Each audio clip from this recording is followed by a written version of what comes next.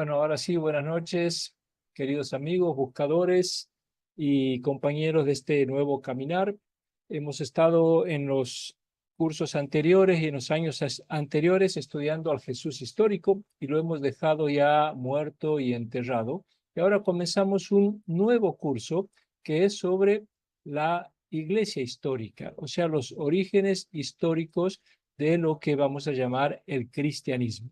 Y vamos a utilizar, digamos, algunas fuentes, entre ellas el libro de los Hechos de los Apóstoles, que como sabemos no es un libro de historia, pero que tiene un trasfondo histórico y vamos a basarnos en ellos para ver qué es lo que podemos descubrir junto con otras fuentes que tenemos para poder armar nuestro curso. Voy a compartir la pantalla. A ver, compartimos la pantalla. A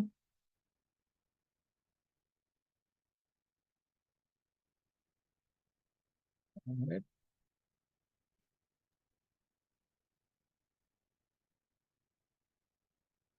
¿ahí se ve bien? ¿No se Sí, ve partida? No. perfecto.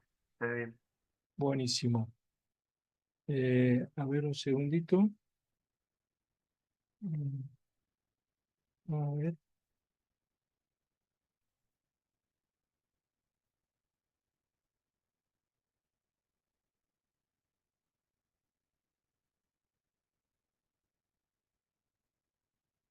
Bueno, como ven, el título es Orígenes históricos del cristianismo. Y fíjense que uso la palabra plural orígenes y no origen del cristianismo, porque el cristianismo no tuvo un solo origen, tuvo muchos orígenes y tampoco tendría que usar la palabra cristianismo, tendría que hablar orígenes del movimiento de Jesús. Pero para que nos entendamos, uso la palabra cristianismo, aunque como vamos a ver, el cristianismo como religión apareció varias décadas más tarde.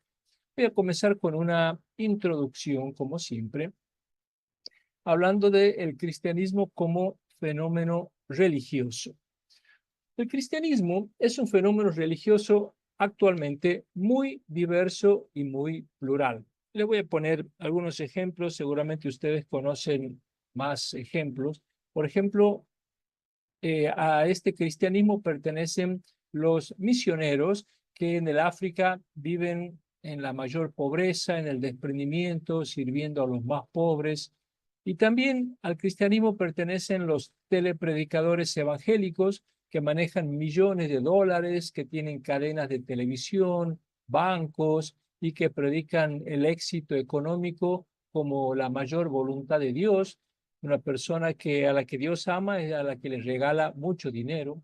También pertenecen al cristianismo los agarradores de serpientes, no sé si los han sentido nombrar, son un grupo cristiano de Estados Unidos, de los Montes Apalaches, que se basan en el Evangelio de Marcos y ¿se acuerdan cómo termina el Evangelio de Marcos? Termina así. Les dijo Jesús, estas son las señales que acompañarán a los que crean. En mi nombre expulsarán demonios, hablarán en lenguas nuevas, agarrarán serpientes en sus manos y aunque beban veneno no les hará daño. Impondrán las manos sobre los enfermos y se curarán. Y entonces estos grupos, para mostrar que son bendecidos por Dios en sus celebraciones, en vez de tomar pan y vino como hacen otras iglesias, ellos toman serpientes en sus manos y muestran que no les pasa nada. También al cristianismo pertenecen los ortodoxos griegos, que pasan horas en liturgias llenas de oraciones fijas, con cantos y con incienso, que nunca utilizan instrumentos musicales, ellos solamente tienen permitida la voz humana.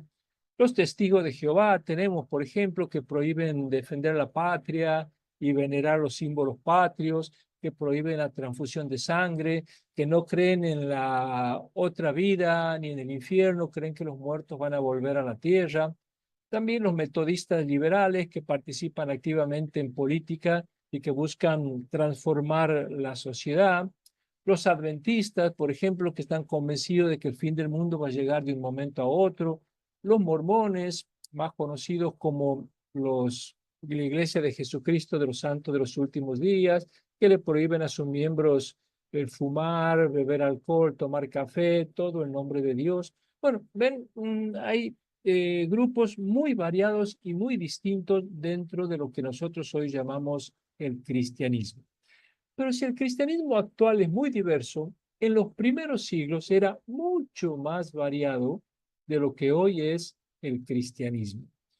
Para que se den una idea, las diferencias que hoy existen, por ejemplo, entre católicos, entre evangélicos, entre testigos de Jehová y mormones, no son nada comparadas con las diferencias que había en los grupos de los primeros cristianos, cuando recién comenzó a aparecer el cristianismo. Por ejemplo, sobre la idea de Dios, había cristianos al comienzo del cristianismo que creían en un solo Dios y había otros cristianos que creían en dos dioses y había incluso grupos cristianos que creían en 30 dioses. Sobre la creación del mundo, por ejemplo, había cristianos que creían que Dios había creado el mundo, pero también había otros grupos que pensaban que este mundo había sido hecho por un Dios malvado e ignorante que había hecho todo mal y que pensaban que el mundo este era un error y eran cristianos. Sobre el Antiguo Testamento, había cristianos que creían que era un libro inspirado por Dios, pero había otros que creían que había sido inspirado por un Dios malo. Por eso hay tantos castigos y maldades en el Antiguo Testamento. Y había otros grupos que directamente creían que ni siquiera estaba inspirado. Sobre Jesús, había cristianos que creían que Jesús era un simple hombre y había otros grupos que creían que era divino y humano. Y había otros grupos que creían que no, que solamente era divino. Miren las diferencias que había. Sobre la salvación, había cristianos que creían que Jesús nos había salvado con su muerte en la cruz y otros pensaban que la muerte de Jesús no aportó nada a la salvación y otros pensaban que Jesús nunca había muerto. O sea, miren la variedad de cristianismos que hubo al comienzo de la era cristiana. ¿Y por qué hubo tantas diferencias al principio? Esto se debía a que, como ustedes saben, Jesús, al morir, no dejó ninguna organización religiosa, porque, como ya lo hemos explicado otras veces, a Jesús lo sorprendió la muerte y los mismos discípulos se sintieron sorprendidos por la muerte de Jesús. Y entonces no sabían cómo organizarse, no sabían bien qué hacer. Y por eso los primeros creyentes tampoco tenían lo que nosotros hoy tenemos, que es el Nuevo Testamento, para ir a leer y ver qué decía. O sea, se vieron de pronto en una inseguridad, en una nebulosa, sin atinar cómo organizarse. Y por eso es que surgieron diferentes grupos que lo entendieron a Jesús de manera diferente. Cada grupo entendía que Jesús quería ser venerado de esta forma y otro decía, no, Jesús quiere ser venerado de esta forma. Y así es como aparecieron diferentes cristianismos. Y cada grupo interpretaba que Dios les comunicaba a ellos quién había sido realmente Jesús y cómo quería Dios que se lo venerara Jesús. Y según estas experiencias es como aparecieron los cristianismos independientes. Por eso es que en realidad los diferentes cristianismos que aparecieron surgieron en diferentes lugares a la vez y tuvieron distintas organizaciones. Por eso, aquí aclaro algo que me gusta decir, no es bueno hablar en esta época de herejías, de herejes y de ortodoxos, porque no había una autoridad central, no había alguien que dijera, bueno, esto es lo correcto. ¿Quién sabía qué era lo correcto? Y nadie. Entonces, decir que estos grupos eran herejes, como a veces se dice, no es muy honesto, porque como digo, al no haber nada centralizado, tampoco podía haber herejías. A pesar de eso, Muchas veces decimos las herejías de los primeros siglos. A mí me gusta decir las opiniones diferentes de los primeros siglos, pero no presentarlas como herejías. Bueno, sobre el contenido general del curso, ya lo hemos pasado a través de una planilla. Los temas tentativos son los siguientes, y aclaro tentativo porque vamos a ir viendo qué es lo que alcanzamos a dar a lo largo de estas clases.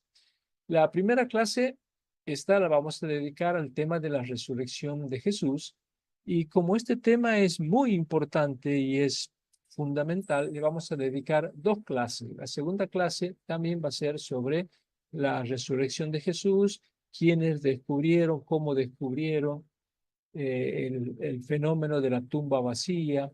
La tercera clase va a estar dedicada al grupo troncal, quizás el primer grupo central que aparece, que es el de los judeocristianos de Jerusalén, con el gobierno de los 12. Luego veremos la etapa del gobierno del triunvirato, porque los 12 desaparecen y quedaron 3 nomás de esos 12 gobernando la iglesia. Y después desaparece el triunvirato y queda uno solo gobernando, que va a ser Santiago, el hermano de Jesús. Luego vamos a ver una desviación de este grupo, que van a ser los ebionitas. Luego vamos a ver otro grupo fundamental, importantísimo, que es el de los helenistas, y que a veces es poco mencionado o poco conocido, pero es tan importante porque va a ser el grupo que lo va a conquistar a San Pablo y que va a ser el que va a marcar toda la iglesia posterior. Y por último, vamos a ver las diferentes teologías de los primeros seguidores. Bueno, este va a ser entonces el panorama aproximado del curso que vamos a dar en estas 8 clases.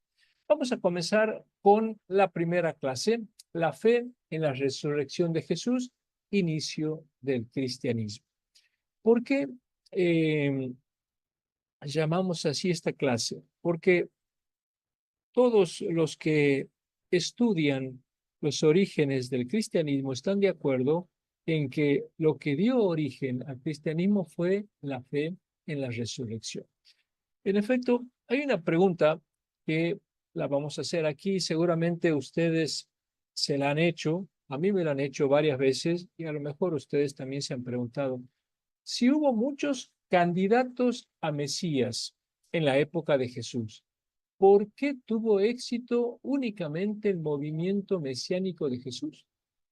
O sea, no sé si se acuerdan que hemos visto que en el primer siglo hubo muchos predicadores que se presentaron como Mesías igual que Jesús, que anunciaron el reino igual que Jesús, que lo mataron los romanos igual que Jesús, que tuvieron discípulos igual que Jesús, pero ninguno prosperó.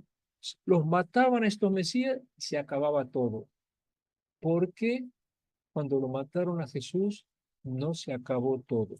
Bueno, aquí no vale decir que Dios los bendijo, que Dios, la voluntad de Dios, no vale, porque eso no es histórico. Y nosotros estamos estudiando el origen histórico del movimiento de Jesús. Y entonces tenemos que preguntarnos cuáles fueron las razones históricas que hicieron que a la muerte de Jesús no se acabara todo, sino que surgiera el cristianismo. ¿Y por qué entonces tuvo éxito el movimiento mesiánico de Jesús?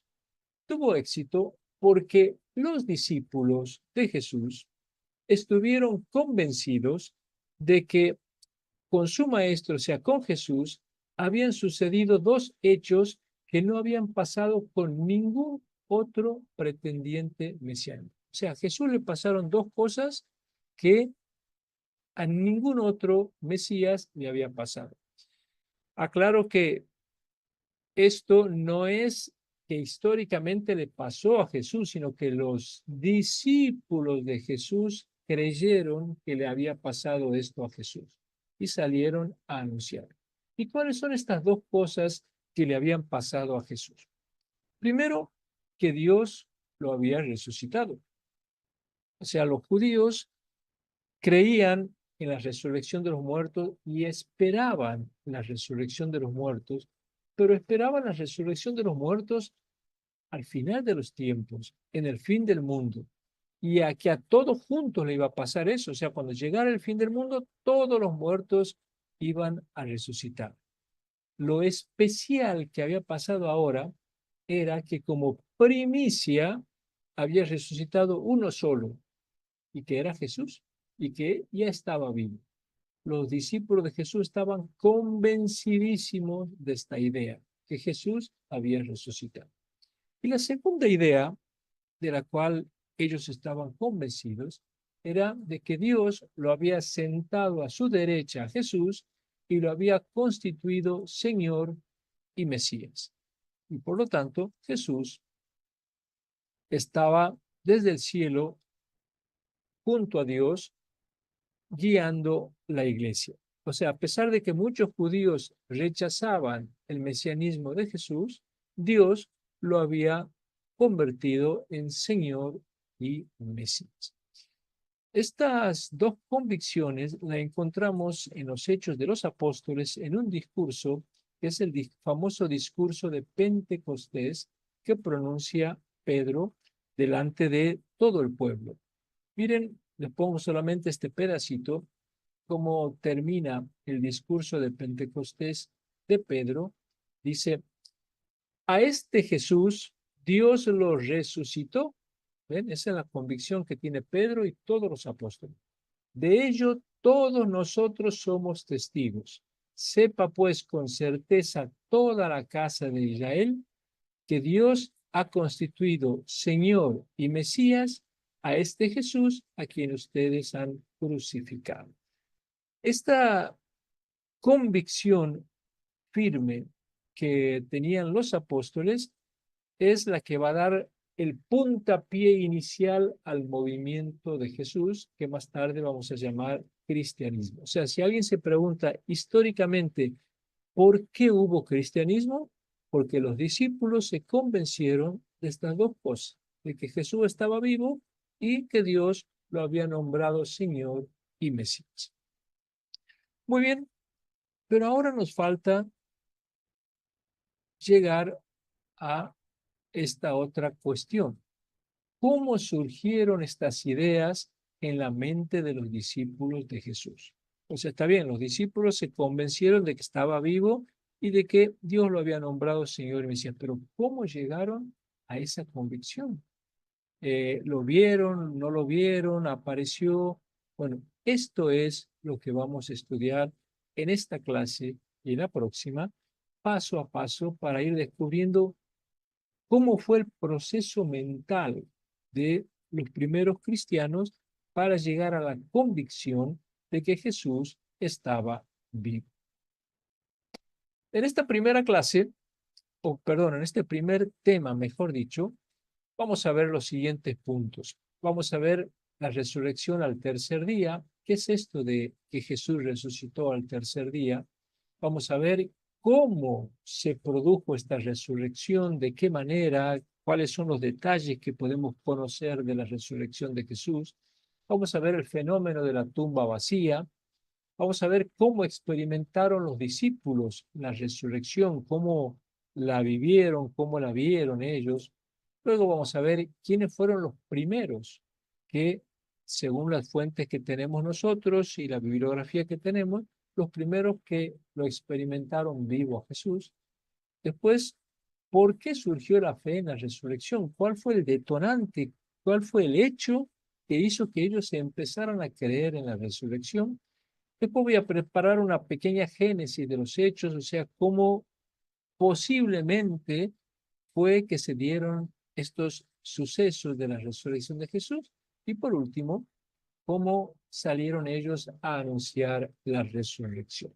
Bueno, estos son los puntos que, como ven, paso a paso, poco a poco, nos van a ir enseñando y mostrando qué pasó por la cabeza de los primeros seguidores de Jesús para que llegaran a esta certeza de que Jesús estaba vivo. Empecemos con la resurrección al tercer día. ¿Qué es esto de la resurrección al tercer día? Bueno, hay un credo de la Iglesia que se conoce como el credo apostólico porque viene de la época de los apóstoles. Ya San Pablo en sus cartas menciona este credo apostólico. Este credo dice que Jesús fue crucificado, muerto y sepultado, que descendió a los infiernos y que al tercer día resucitó de entre los muertos. Este punto es el que nos interesa. ¿Cómo que Jesús resucitó al tercer día? ¿De dónde sacamos esto de que Jesús resucitó al tercer día para estar repitiéndolo en el credo? Bueno, lo sacamos del Nuevo Testamento. Pero si es verdad que el Nuevo Testamento habla de que Jesús resucitó al tercer día, ¿eso es un hecho histórico?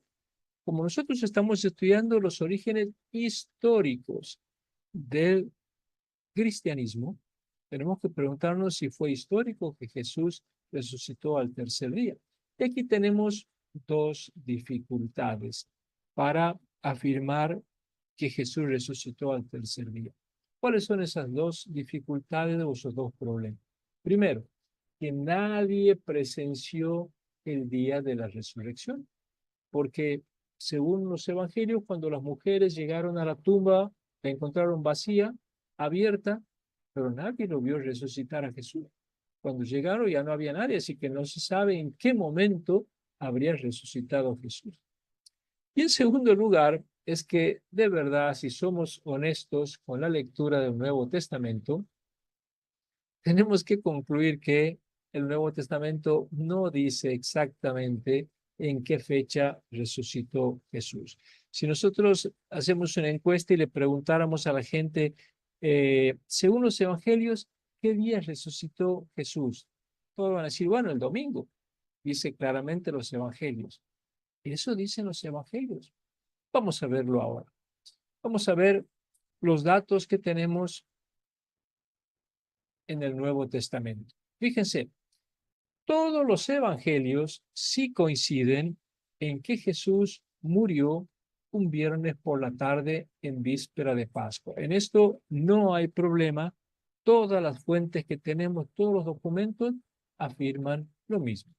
Fíjense, por ejemplo, el Evangelio de Marcos, que es el más antiguo de los evangelios, dice, al atardecer, como era la parasebe, es decir, la víspera del sábado, vino José de Arimatea a pedir el cuerpo de Jesús. No se nos dice qué día lo crucifican, pero sí qué día lo entierran. Y el día que lo entierran es la parasebe. ¿Saben qué significa parasebe? Parasebe era el nombre del viernes. Era el nombre griego del día viernes. Parasebe en griego significa preparación. Y como era la preparación del sábado, el sábado era un día en que no se podía trabajar, no se podía hacer nada, entonces todo se dejaba preparado el viernes. Y entonces al viernes le llamaban la parasebe. Y aquí el Evangelio de Marcos nos dice que Jesús murió el día de la parasebe, que es el viernes. Lo mismo dice Mateo. Al otro día de la muerte de Jesús, el siguiente a la parasebe, los sumos sacerdotes y los fariseos se reunieron ante Pilato.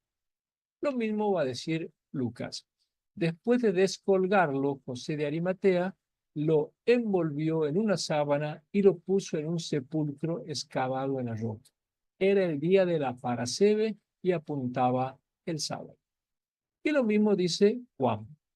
Los judíos, como era el día de la parasebe, para que no quedasen los cuerpos en la cruz el sábado, porque aquel sábado era muy solemne, rogaron a Pilato que les quebraran las piernas y los retiraran. O sea, los cuatro evangelios coinciden que a Jesús lo mataron un viernes, pero no coinciden en el día de la resurrección. Y aquí quisiera que prestaran atención para que vean cómo los mismos evangelios traen distintas fechas sobre el posible día de la resurrección de Jesús. Miren, por ejemplo, lo que nos cuenta Lucas cuando Jesús está crucificado. ¿Se acuerdan la famosa escena esa que se llama del buen ladrón? En realidad no era un ladrón el que está crucificado con Jesús, sino un bandido. Dice, y decía, el buen bandido le decía a Jesús, Jesús, acuérdate de mí cuando vengas con tu reino. Jesús le dijo, yo te aseguro, hoy estarás conmigo en el paraíso. Hoy, ¿qué día hemos dicho que ha muerto Jesús? Viernes. Hoy estarás conmigo. O sea, ¿qué día resucitó Jesús? Según Lucas, resucitó el viernes. Pero miren lo que dice Mateo. Mateo dice, pasado el sábado, al comenzar el primer día de la semana, María Magdalena y la otra María fueron a ver el sepulcro. Y ahí lo encuentran abierto que Jesús ha resucitado. Pero miren qué día dice, al comenzar el primer día de la semana. ¿Se acuerdan que los judíos, cuándo comienza el día para un judío? La tarde anterior. El sábado comienza el viernes a la tarde, el viernes comienza el jueves a la tarde y así. Aquí dice, pasado el sábado, al comenzar el primer día de la semana, o sea, al comenzar el domingo. ¿Cuándo comenzaba el domingo? El sábado a la tarde. O sea que, ¿cuándo va María Magdalena y la otra María a la tumba y la encuentran abierta y resucitado? El sábado a la tarde. Por lo tanto, ¿qué día resucita Jesús? El sábado, según Mateo. Ahora, miren lo que dice Lucas cuando habla del entierro de Jesús. Y cuando Jesús resucita y se les aparece a los discípulos, dice, estaba escrito que el Mesías tenía que morir y al tercer día resucitar de entre los muertos. Si a Jesús lo mataron un viernes a las 3 de la tarde, es el primer día, el sábado es el segundo día, el domingo es el tercer día. Por lo tanto, ¿qué día resucitó? El domingo, el tercer día. Pero ahora fíjense lo que dice Juan. Juan, cuando Jesús purifica el templo en el capítulo 2 de su evangelio, y le dicen, ¿por qué haces esto? Jesús dice estas palabras, destruyan este templo y en 3 días lo levantaré. No al tercer día, sino en 3 días. Ahora, si a Jesús lo mataron el viernes a las 3 de la tarde, un día sábado, 2 días domingo, 3 días lunes. Así que Jesús resucita el lunes, porque Juan nos aclara que se refería a su resurrección. Voy a poner ahí. Y ahora fíjese lo que dice Marcos cuando anuncia a los discípulos. Dice, el Hijo del Hombre tiene que sufrir mucho, pero después de 3 días resucitar. Después de 3 días. Si lo mataron un viernes a las 3 de la tarde, sábado primer día, domingo segundo día, lunes tercer día, después de 3 días sería el martes. Entonces, miren, al final, según los evangelios, ¿qué día resucita Jesús? ¿El viernes, el sábado, el domingo, el lunes o el martes? ¿Ven? Ni siquiera los evangelios están de acuerdo sobre qué día resucitó Jesús. Y estamos con un problema. Cuando nosotros aseguramos que Jesús resucitó al tercer día, ¿a cuál evangelio estamos siendo fieles o a cuál texto nos referimos?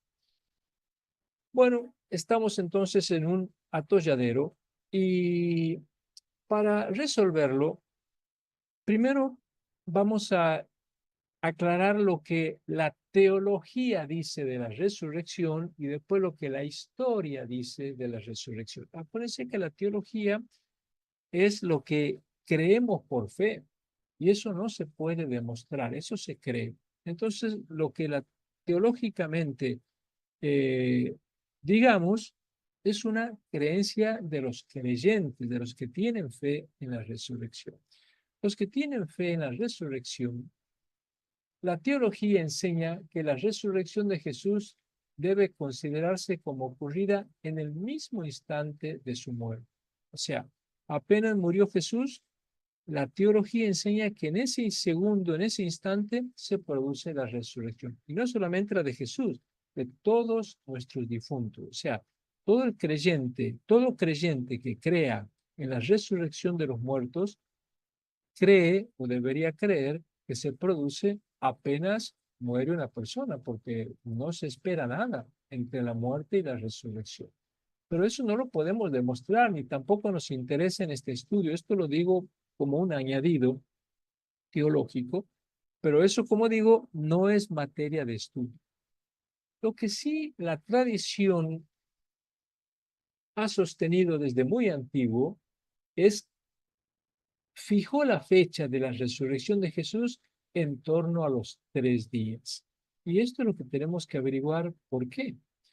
San Pablo, en una de sus cartas, en la primera carta a los Corintios, trae uno de las confesiones de fe más antiguas que existen. Y en el capítulo 15, San Pablo está hablando de la resurrección de los muertos. Y miren lo que dice San Pablo. Hermanos, les recuerdo la buena noticia que yo les prediqué y que ustedes han recibido, porque les transmití lo que yo mismo recibí. En primer lugar, que Cristo murió por nuestros pecados según las Escrituras, que fue sepultado y que resucitó al tercer día según las Escrituras. Miren, esta carta es del año 54, apenas han pasado 20 y pocos años de la muerte de Jesús y ya se decía que Jesús resucitó al tercer día. San Pablo dice que, miren, les recuerdo lo que yo he recibido, o sea, antes de San Pablo ya se hablaba de que Jesús resucitó al tercer día. Por lo tanto, era una información anterior a la época de San Pablo. Y uno se pregunta, a ver, si Jesús murió un viernes, ¿por qué Dios tuvo que esperar 3 días para resucitarlo a Jesús? ¿Por qué tuvieron que decir que resucitó al tercer día? La clave para decir que resucitó al tercer día está aquí, en según las Escrituras y según las Escrituras. O sea, que murió por nuestros pecados según las Escrituras y que resucitó al tercer día según las Escrituras. De aquí viene lo del famoso tercer día. Y ahora lo voy a explicar. Jesús no resucitó al tercer día, pero se dice que resucitó al tercer día por las Escrituras. ¿Y qué tiene que ver las Escrituras? Esto es lo que vamos a explicar ahora. ¿Qué es esto del tercer día en las Escrituras? Miren, en el Antiguo Testamento, la primera vez que aparece esta expresión del tercer día es en un profeta llamado Oseas, un profeta, miren, del siglo octavo antes de Cristo. En el año 745 predicó este profeta en el reino del norte, el reino de Israel. Y miren lo que decía Oseas. Vengan, volvamos al Señor. Él nos ha desgarrado, pero Él nos sanará. Nos ha lastimado, pero nos vendará. Después de 2 días nos dará la vida y al tercer día nos levantará. Y así viviremos en su presencia. Esta profecía de Osea, donde dice que Dios nos ha lastimado, que Dios nos ha desgarrado, que Dios nos ha golpeado, nos ha maltratado, pero al tercer día nos levantará, era una enseñanza de la bondad de Dios. O sea, Dios a veces parece castigarnos, dice Oseas, parece que nos trata mal, que está enojado, pero el enojo de Dios le dura poco. Dios no está eternamente enojado. Al tercer día se le pasa el enojo a Dios. O sea, era una expresión para mostrar que Dios ama tanto al hombre que se le pasa rápido cuando lo castiga. Y entonces, basándose en esta profecía de que Dios a veces castiga al hombre, pero al tercer día se le pasa el enojo, los judíos eh, sacaron la conclusión de que Dios nunca permite que la gente buena sufra más de 2 días, porque al tercer día siempre lo libra de su aflicción. Y por eso en el Antiguo Testamento se empezó a usar esta expresión al tercer día para mostrar cómo Dios actuaba ayudando al hombre. Le voy a poner algunos ejemplos del Antiguo Testamento para que vean cómo se usaba mucho esto de que Dios siempre ayuda al tercer día. ¿Se acuerdan cuando Abraham lo lleva a su hijo Isaac al monte para matarlo? Dice que lo cargó en un asno, lo llevó, preparó el fuego, lo estaba por matar, pero claro, dice que cuando llegaron al lugar para matarlo, al tercer día, Dios interviene y lo salva al muchacho para que no lo mate. Así que Dios lo salva a Isaac al tercer día. ¿Se acuerdan también cuando los hijos de Jacob viajan a Egipto para comprar comida? Ahí son apresados por la policía, los acusan de ser espías, los están a punto de matar, pero al tercer día, gracias a la intervención divina, son liberados y se les permite volver a su país sanos y salvos al tercer día. Moisés también, cuando los israelitas salen de Egipto y empiezan a caminar por el desierto, empiezan a morirse de sed. Llegan a una localidad llamada Mará y no había agua, porque el agua era amarga. Estaban a punto de morir de sed. Pero al tercer día, Dios, a través de Moisés, hace aparecer agua potable. Lo mismo cuando Josué manda, eh, cuando Moisés sube al monte Sinaí para hacer la gran alianza, el hecho más grandioso de protección divina, que la alianza que hace en el monte Sinaí, fue también al tercer día. Cuando aquí sí, Josué manda unos espías a la tierra prometida, estos espías son descubiertos y son perseguidos por el rey de Jericó, está a punto de matarlos, pero al tercer día son salvados. Bueno, otro ejemplo, cuando el rey David un día se ve invadido por unos enemigos, los amalecitas, invaden su campamento, le secuestran sus mujeres porque tenía muchas esposas, el rey David, sus hijos, todos los chicos de la aldea, pero David los persigue y al tercer día Dios hace que los encuentre y los libere. Otra escena, un día el rey Ezequías cae enfermo, está a punto de morir. El profeta Isaías le va a llevar la mala noticia: Dios ha decidido que te vas a morir. Pero cuando se estaba yendo Isaías, Dios le dice: no, mira, me arrepiento de hacerlo morir, volvé y decirle que al tercer día se va a curar. Entonces Isaías vuelve y le dice que al tercer día se va a curar. Bueno, el ejemplo más famoso es este de Jonás, que estuvo 3 días y 3 noches en el vientre de un gran pez y al tercer día se salva. Bueno, miren, en el Antiguo Testamento 69 veces aparece esta expresión de los 3 días y siempre Dios aparece ayudando al tercer día. ¿Por qué? Porque Oseas había dicho que Dios no está enojado por mucho tiempo, que al tercer día se le pasa y ayuda al hombre. ¿Y esto qué tiene que ver con la resurrección de los muertos? Muy bien, sigamos analizando. Poco después aparece la idea de la resurrección de los muertos. Acuérdense que los judíos en la época más antigua no creían en la resurrección de los muertos. La idea de la resurrección de los muertos es una idea novedosa que aparece en el siglo segundo antes de Cristo, o sea, ya muy cerca de la venida de Jesús. En esta época, los judíos comienzan a creer que los muertos van a resucitar. Hasta ese momento se pensaba que cuando alguien moría, no volvía más a la vida, nunca más. La muerte era el estado definitivo.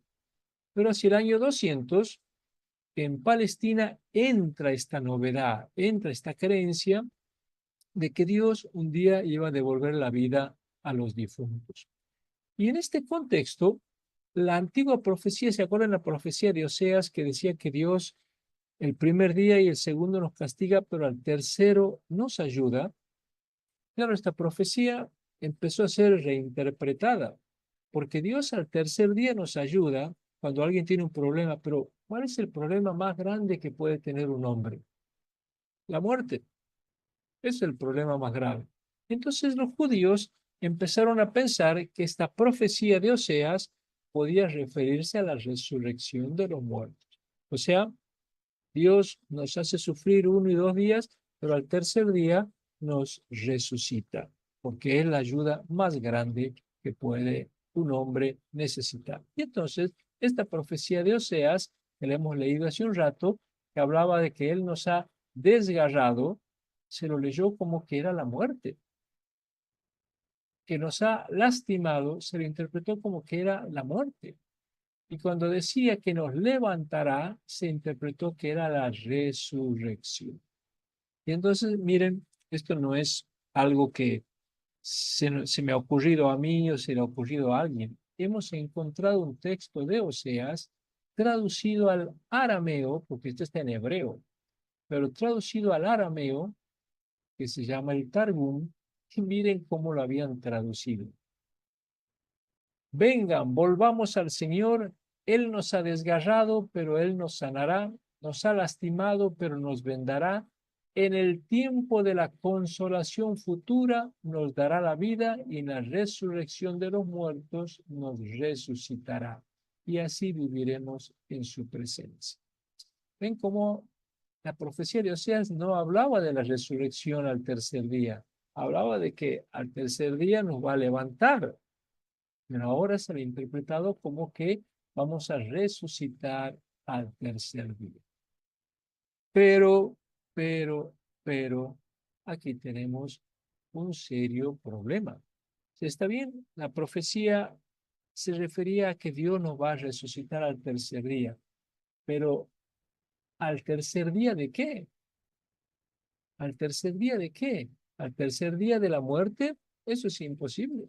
Nosotros hemos visto que se ha muerto Abraham, se ha muerto Isaac, se ha muerto Jacob y al tercer día no han resucitado. Y entonces, claro, Oseas hablaba de que Dios nos va a resucitar al tercer día, pero ¿cuál es ese tercer día? Y entonces, para solucionar el problema, los rabinos interpretaron los 3 días de manera simbólica. O sea, Dios el primer día y el segundo día nos hace sufrir, el tercer día nos resucita, pero esos 3 días son 3 épocas de la historia. El primer día es la era presente. Todo lo que hoy vivimos, este es el primer día. El segundo día es cuando venga el Mesías. Ese es el segundo día. Y el tercer día es el mundo futuro. Entonces, cuando el profeta Oseas dice que Dios nos va a resucitar al tercer día, no es el tercer día cronológico, es el mundo futuro. El tercer día era la época futura. Y entonces se empezó a hablar de que el tercer día era la época en que llegara el Mesías. Y ahora ya ustedes van entendiendo para dónde va el tema de la resurrección del tercer día. Cuando los primeros cristianos se convencieron de que Jesús estaba vivo, pensaron que había comenzado ya la era mesiánica. ¿Y qué día era la era mesiánica? El tercer día. Y entonces comenzaron a decir que Jesús había resucitado al tercer día, pero no al tercer día cronológico, sino que había comenzado el tercer día. O sea, no se referían los primeros cristianos al momento en que las mujeres descubrieron la tumba vacía. Cuando los primeros cristianos empezaron a decir que Jesús resucitó al tercer día, era a la nueva era, la nueva época, no el tercer día de viernes, sábado y domingo. Los primeros cristianos se referían a la nueva era en la que la humanidad había entrado y en la que todos los muertos ahora podían resucitar. ¿Por qué? Porque estábamos en la era mesiánica, en la era del Mesías. Y entonces ahora entendemos mejor el texto de la carta de San Pablo que hemos leído hace un rato. ¿Se acuerdan cuando San Pablo escribe en la primera carta a los Corintios, esto que hemos leído y que decía, Cristo resucitó al tercer día según las Escrituras. ¿Cuáles son las Escrituras a las que se refiere la carta a los Corintios? El profeta Oseas, que hablaba del tercer día, que era la era mesiánica. Y entonces, ahora ya entendemos por qué se empezó a decir que Jesús resucitó al tercer día. Hasta los años 50, el tercer día era la nueva era. Pero cuando se escriben los evangelios, se produce un cambio. Cuando se escriben los evangelios, se empezó a hablar del tercer día como un día fijo. ¿Se acuerdan? Les he dicho que antes era la nueva era, el tercer día era la nueva era. Ahora no. Ahora el tercer día era una fecha histórica. Era el momento en que las mujeres habían llegado a la tumba. Y entonces se eligió el domingo para celebrar la resurrección. El tercer día pasó a ser el domingo. Y cuando se escriben los evangelios, se incluyeron los relatos de las mujeres que van a la tumba al tercer día. Y entonces, ahora sí, el tercer día se ha convertido en un tercer día de verdad. Ya no en la nueva era, sino en un tercer día, porque el viernes, primer día, sábado, segundo día, domingo, el tercer día.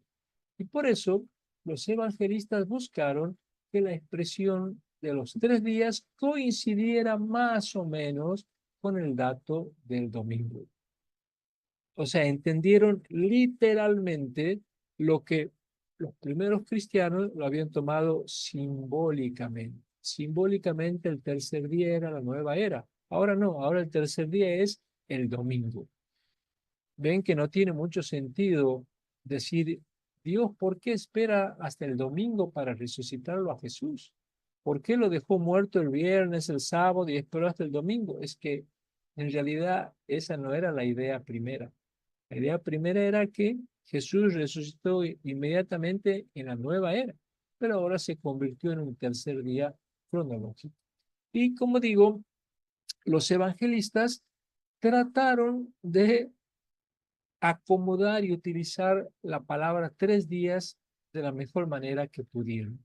Por ejemplo, Marcos siempre habla de después de 3 días. Cada vez que habla de que Jesús va a resucitar, siempre usa la expresión después de 3 días, sin importarle si va a ser domingo, lunes, no, después de 3 días. En cambio, Mateo y Lucas, claro que son un poco más cuidadosos, se dan cuenta de que si lo copian a Marcos en esto, diciendo después de 3 días, había como Jesús había muerto un viernes, había menos de 3 días hasta el domingo y entonces prefirieron utilizar la expresión al tercer día, no después de 3 días. En esto Mateo y Lucas son un poco más cuidadosos y entonces ellos van a hablar siempre de al tercer día. Y entonces esta es la razón por la cual aparece el tercer día de la resurrección. Muy bien. Vamos a hacer ahora un pequeño resumen conclusivo de lo que venimos diciendo. Teológicamente hablando, o sea, desde la fe del creyente, si alguno de ustedes es creyente y tiene fe en la resurrección, podemos decir que la resurrección debe entenderse como sucedida inmediatamente a la muerte de una persona. Por eso nadie, si ustedes son creyentes y creen en la resurrección, nadie puede pensar que en este momento esté muerto nadie. Todo el mundo, desde la fe, ha resucitado en el mismo instante de haber muerto. Pero históricamente, sobre Jesús, en un principio el tercer día significaba el comienzo de la nueva era mesiánica. No aludía al domingo. Se refería, los primeros cristianos decían Jesús resucitó al tercer día porque era la nueva época que Dios había hecho comenzar. Más tarde se lo entendió en sentido literal y se terminó pensando que había sucedido el domingo siguiente a su muerte. O sea, Jesús había muerto un viernes y se entendió que fue el domingo. Y entonces Esta es la razón por la cual hasta el día de hoy seguimos hablando de que Jesús resucitó al tercer día. Pero históricamente hablando, no podemos decir que los primeros discípulos se enteraron al tercer día, ni que lo descubrieron la tumba al tercer día. Se crearon relatos de unas mujeres que van el tercer día para hacer encajar el episodio de la resurrección de Jesús con la expresión al tercer. Bueno, si me permiten una reflexión final, todos han oído hablar de la guerra de Troya, ¿verdad?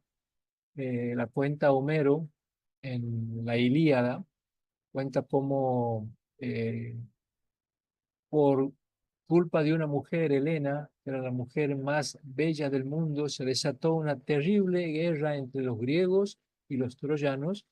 Era tal el atractivo de esta mujer que se desató una guerra peleándose por ella. Pero fíjense que Homero dice que Helena era la mujer más hermosa del mundo, pero nunca describe la belleza de Helena, porque no tenía palabras para describirla.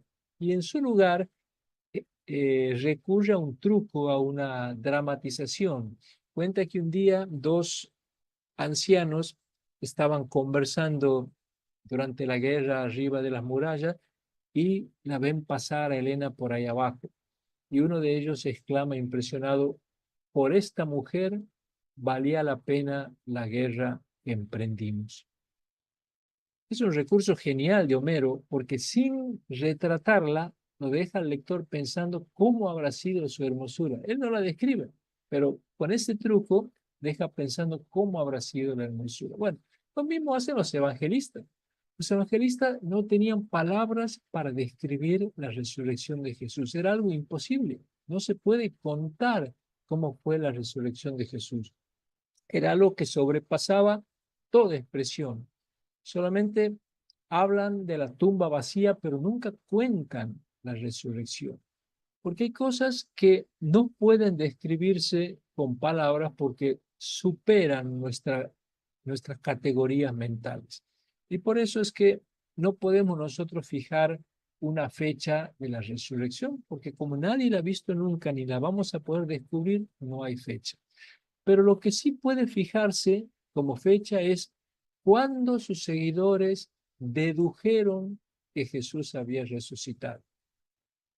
Y eso lo podemos deducir por el cambio que ellos experimentaron.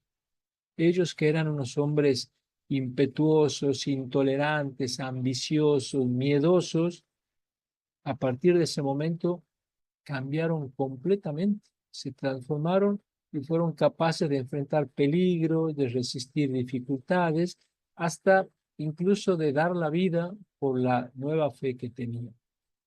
Porque cuando se dieron cuenta de que los tiempos habían cambiado, hicieron realidad ese cambio en ellos mismos. O sea, no es que cambiaron los tiempos, ellos cambiaron el tiempo. Por eso yo creo que hoy afirmar que Jesús ha resucitado al tercer día no significa creer en una fecha determinada, sino creer en un nuevo estilo de vida en el que uno ya deja de vivir como cadáver, en el que uno no permite que ningún proceso de corrupción se meta dentro de uno mismo. Eh, es una época en la que uno asume un compromiso con el Evangelio de Jesús, con el amor al prójimo, en el que uno sigue levantándose cada día a pesar de los problemas, porque, como decimos, la única forma de probar que Jesús está vivo es mostrando que sus seguidores están vivos. Bueno, con esto terminamos este primer tema. Y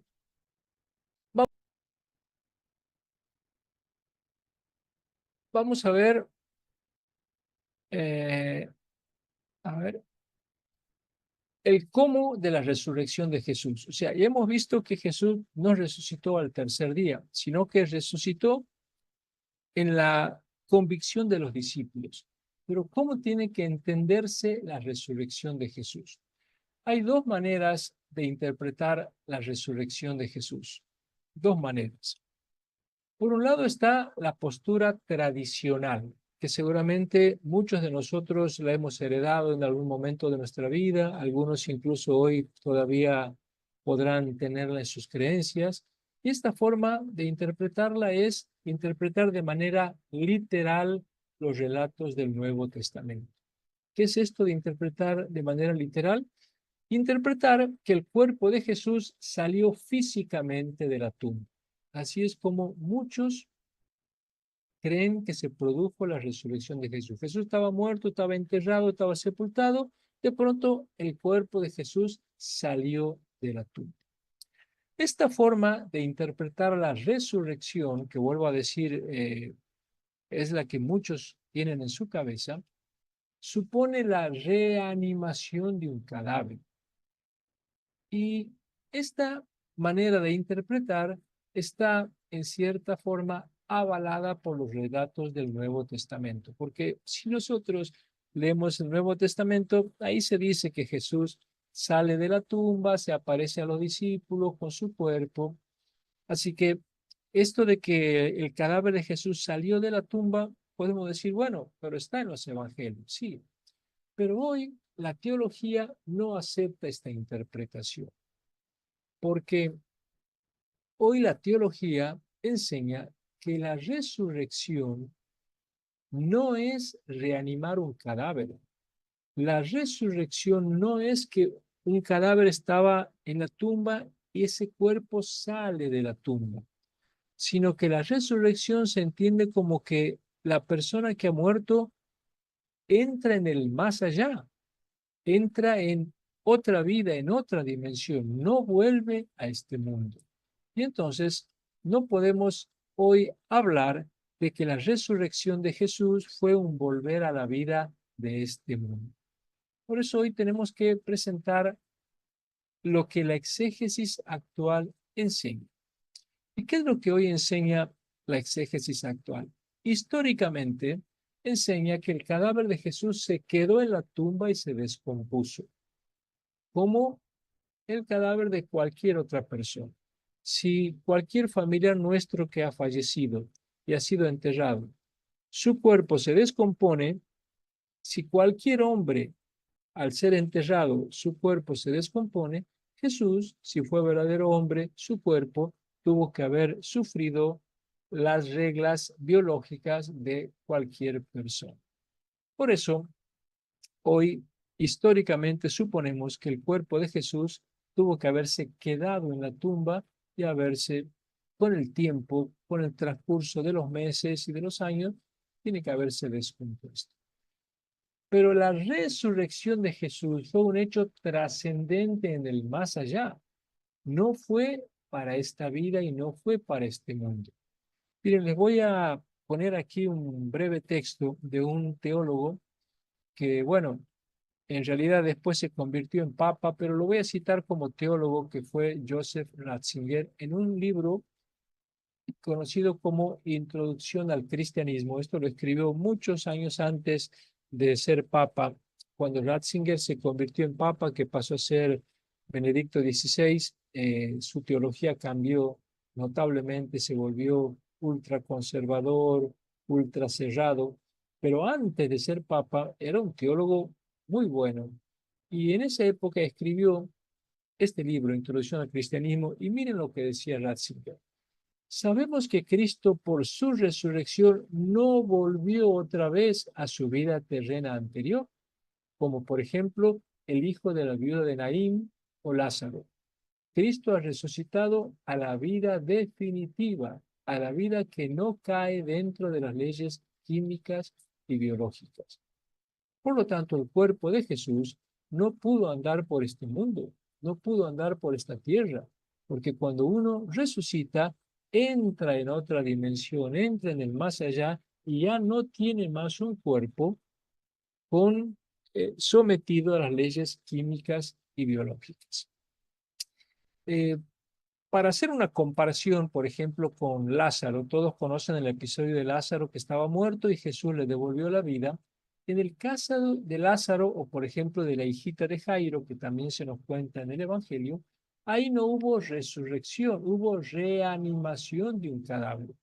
Por eso es un error hablar de la resurrección de Lázaro. Hay que hablar de la reanimación de Lázaro.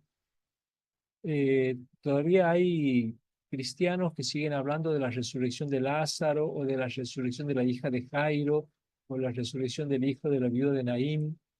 Es un error, esos son reanimaciones de un cadáver, porque estaba muerta la persona, pero su cuerpo ha sido reanimado y ha vuelto a esta vida.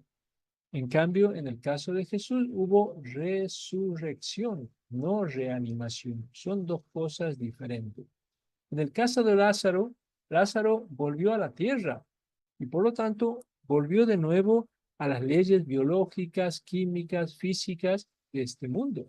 En cambio, Jesús no volvió a este mundo, entró en la gloria. Apenas Jesús muere, entró inmediatamente en el más allá y nunca volvió a la tierra ni a este mundo. Lo dice Lucas en este famoso diálogo que después vamos a ver creado. Es un diálogo creado entre Jesús y los discípulos de Maús, donde le dice: oh insensatos y tardos de corazón para creer todo lo que dijeron los profetas. ¿No era necesario que el Cristo padeciera y entrara así en su gloria? ¿Eh? Jesús no quedó en la tierra, entró en la gloria. En el caso de Lázaro, Lázaro va a tener que volver a morir. En cambio, Jesús ya no muere más. Por eso no podemos hablar en el caso de Lázaro de resurrección de Lázaro, porque Lázaro va a volver a morir. Es reanimación de Lázaro. En cambio, Jesús, como no muere más, eso sí es resurrección.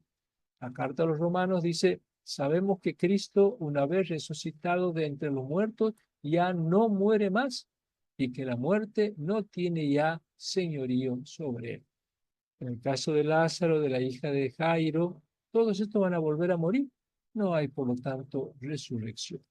Por eso, decimos que la resurrección de Jesús no fue un hecho histórico. Y ojo, aquí quiero aclarar, cuando digo que no es un hecho histórico, no significa que no sea real. Es real que Jesús ha resucitado, es real para la fe, pero no fue un hecho histórico porque ocurrió fuera del tiempo y de la historia. Cuando Jesús resucita, no volvió a este mundo, no volvió a la tierra y por lo tanto quedó fuera de la historia, quedó en la eternidad. Y entonces no se puede decir que la resurrección de Jesús fue un hecho histórico. Por eso es que cuando se estudia el Jesús histórico, se termina con el entierro de Jesús. No se puede estudiar la resurrección de Jesús porque no fue un hecho histórico. Nosotros ahora estamos estudiando lo que los discípulos pensaron de Jesús, pero no el hecho de la resurrección porque no es un hecho histórico, es un acontecimiento metahistórico, o sea, más allá de la historia. Jesús no se levantó con el cuerpo que tenía antes, sino que recuperó, según la fe, uno nuevo. Nosotros no sabemos cómo fue ese cuerpo, ni lo vamos a saber nunca. Miren, San Pablo, cuando trata de explicar cómo fue la resurrección de Jesús, dice que recupera un cuerpo espiritual. Utiliza esta expresión. Habla de cuerpo espiritual. En la primera carta a los Corintios, le dedica un largo capítulo para explicar a los lectores y habla de el cuerpo espiritual. Y usa vamos a decir, un oxímoron. No sé si saben ustedes lo que es un oxímoron. Un oxímoron es el uso de dos palabras contradictorias. Por ejemplo, cuando yo digo un silencio atronador, eso es un oxímoron. Un silencio atronador. Un instante eterno. Un instante eterno. Eso es un oxímoron. Dos cosas contradictorias. Una tensa calma. Eso es un oxímoron. Bueno, cuerpo espiritual es un oxímoron. O sea, es una contradicción, porque si es cuerpo, no puede ser espiritual. Y si es espiritual, no puede ser cuerpo, porque el cuerpo es material. Pero el pobre San Pablo no sabe cómo hablar de el nuevo estado de los resucitados. Y entonces inventa esta expresión cuerpo espiritual, que aunque es contradictoria, es lo más cercano que él tiene para referirse a, a este estado de los resucitados.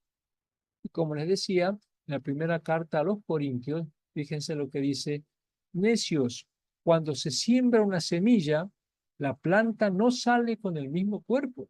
Lo mismo pasa con la resurrección de los muertos. Se entierra un cuerpo corruptible, resucita uno incorruptible.